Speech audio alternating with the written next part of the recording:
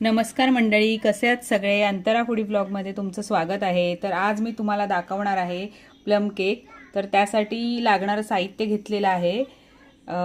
तर सगळ्यात पहिलं दाखवते. हे गार्निशिंगसाठी मी थोडेसे काजूगर, बदाम, ड्रायफ्रूट्स थोडेसे ठेवलेले आहेत, टुटी फ्रुटी वगैरे. त्यामध्ये हे 1 पेला दूध घेतलेलं आहे. हे 1 वाटी मैदा घेतलेला आहे. इकडे हे चिमूटभर मीठ घेतलेलं आहे. हे बेकिंग सोडा आणि बेकिंग पावडर. त्याच्यानंतर ही 1 वाटी साखर घेतली. इकडे हे प्लम केकसाठी जे आपल्याला लागतं मेन साहित्य ते आहे. हे काजूगरचे काप आहेत. हे टुटी फ्रुटी आहे. हे काळे मनुके. त्याच्यानंतर हे पिस्त्याचे काप, हे अक्रोटचे काप, हे बदामाचे काप आहेत. आणि ही 1 वाटी छोटी दूध पावडर घेतलेली आहे. आणि हे आपलं 3 ऑरेंज आहेत, त्याचा ज्यूस. तर मंडळी, मी पॅन गरम करत ठेवलेला आहे आणि आता आपण त्यामध्ये साखर टाकून त्याचं कॅरेमल तयार करून घेणार आहोत. तर तुम्हाला जेवढा गोड हवा असेल तेवढी तुम्ही साखर घ्या.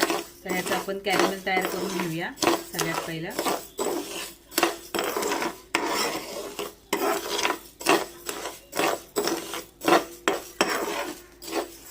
तर हे बघा, आपली साखर थोडी थोडी मेल्ट होतीये आणि या पद्धतीने आपण पूर्ण हलवून घेऊया साखर, कारण ती चिकटते पॅनला. कॅरेमेल तयार होतंय तोपर्यंत आपण यामध्ये सगळे ऑरेंज ज्यूसमध्ये आपण सगळे ड्रायफ्रूट्स थोडे भिजत ठेवणार आहोत थोड्या वेळासाठी. तर हे बघा, मी हे सगळे ड्रायफ्रूट्स यामध्ये थोड्या वेळासाठी ठेवून देणार आहे असेच, म्हणजे ते चांगले भिजतील. बघा, हे असंच आपण साईडला ठेवून देऊया. तर हे बघू शकता, आपली साखर पूर्ण विरघळलेली आहे आता. आणि ह्यामध्ये मी आता थोडंसं पाणी टाकणार आहे, म्हणजे ती पूर्ण चिकटून कडक होणार नाही.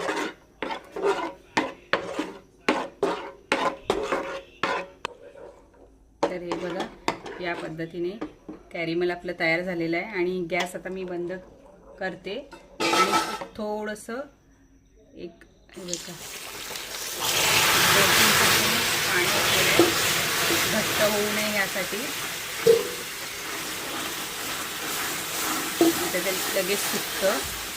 पूर्ण पाणी ओतून मी असं पातळ करून घेणार आहे.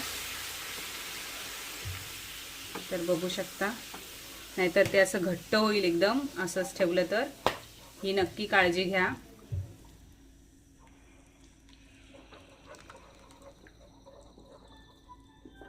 अरे बघा,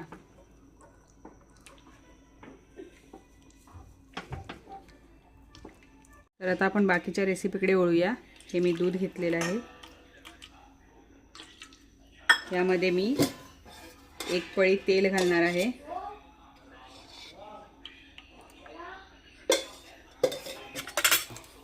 हे बघा,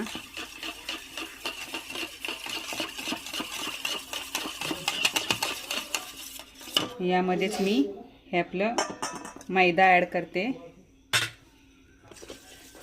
त्यानंतर आपली दूध पावडर,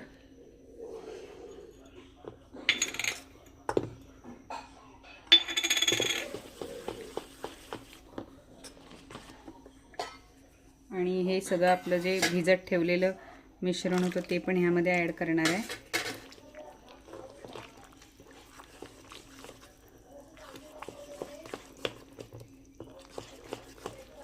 आणि हे आपलं कॅरेमल ते पण मी ह्यामध्ये ॲड करते. हे बघू शकता तुम्ही, सगळं कॅरेमल मी ह्यामध्ये ॲड केलेलं आहे. मी आता एकजीव करून घेऊया एकाच डायरेक्शनमध्ये. तर हे बघा, आपलं मिश्रण सगळं एकजीव झालेलं आहे. आणि ह्यामध्ये मी आता बेकिंग सोडा, मीठ आणि बेकिंग पावडर घेतलेली तीही ॲड करणार आहे. आणि थोडंसं ॲक्टिवेट होण्यासाठी अगदी किंचित मी पाणी घालते. हे बघा, आणि आता हे पण एका डायरेक्शनमध्ये आपण पूर्ण फिरवून घेऊया.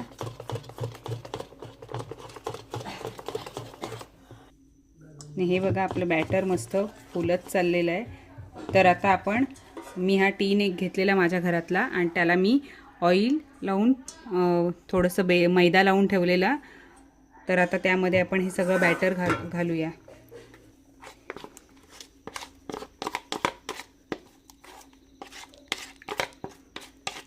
हे बघू शकता, ह्या पद्धतीने मी सगळं बॅटर ह्यामध्ये घातलेलं आहे आणि हे असं मी टॅप करून घेणार आहे. आणि मी मगाशी तुम्हाला दाखवलं होतं की गार्निशिंगसाठी मी थोडंसं ठेवून दिलेलं, तर मी ते सुद्धा ह्याच्यावर टाकून घेणार आहे सगळे ड्रायफ्रूट्स.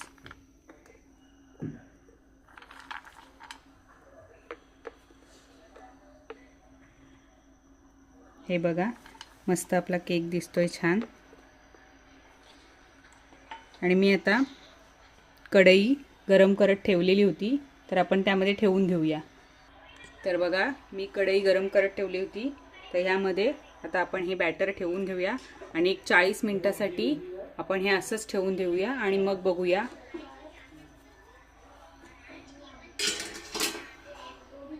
बंद कर. बघा मंडळी, आपला केक आता बेक झालेला आहे आणि मला बरोबर 1 तास लागलेला आहे केक बेक व्हायला. तर आता आपण चेक करूया.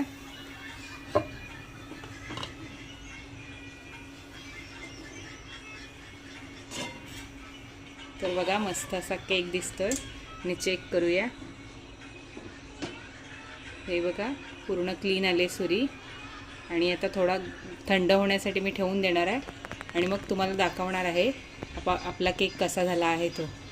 तरी मी आता कट करून दाखवते. तर हा बघा, मस्त अशी जाळी पडलेली आहे केकला. तर बघू शकता किती मस्त असा झालेला आहे, स्पॉन्जी. तर कसा वाटला तो कमेंटमध्ये मला नक्की सांगा. लाईक करा, शेअर करा आणि सबस्क्राईब करायला विसरू नका. धन्यवाद.